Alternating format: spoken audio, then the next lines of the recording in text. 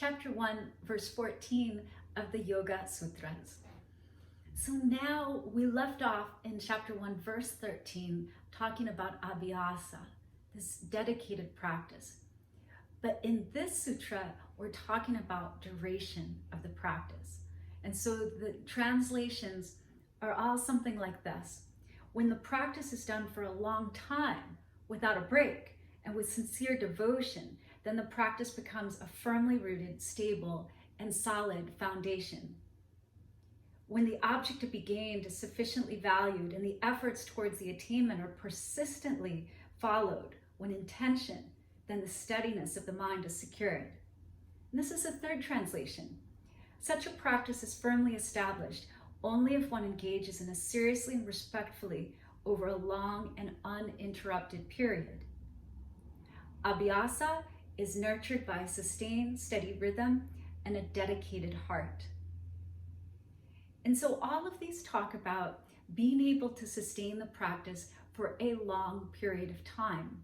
So I want you to just think about what are the things that you've done as a practice that are so important, that you're so committed to, that you've done for a very, very long time.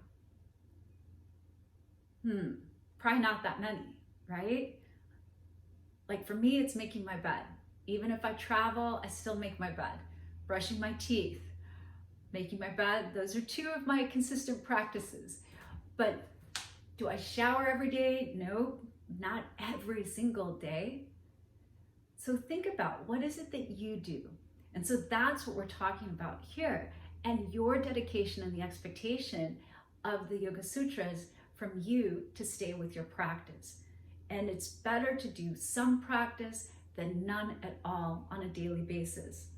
So the other part of this is that if you are working towards a goal, then you are able to prioritize yourself and prioritize your efforts towards that goal or that intention.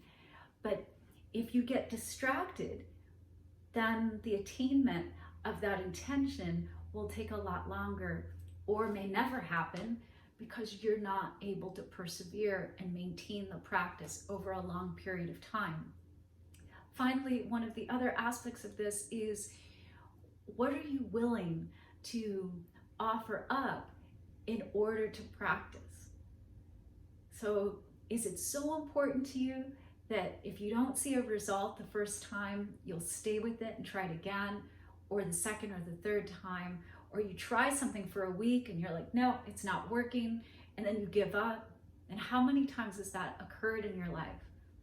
Or is this the time with yoga that you're not just going to casually date yoga, but you're going to come into yoga like a monogamous relationship? You're going to make a commitment to your yoga practice and you're going to stay with it and stay the course for a very, very long time or for the rest of your life.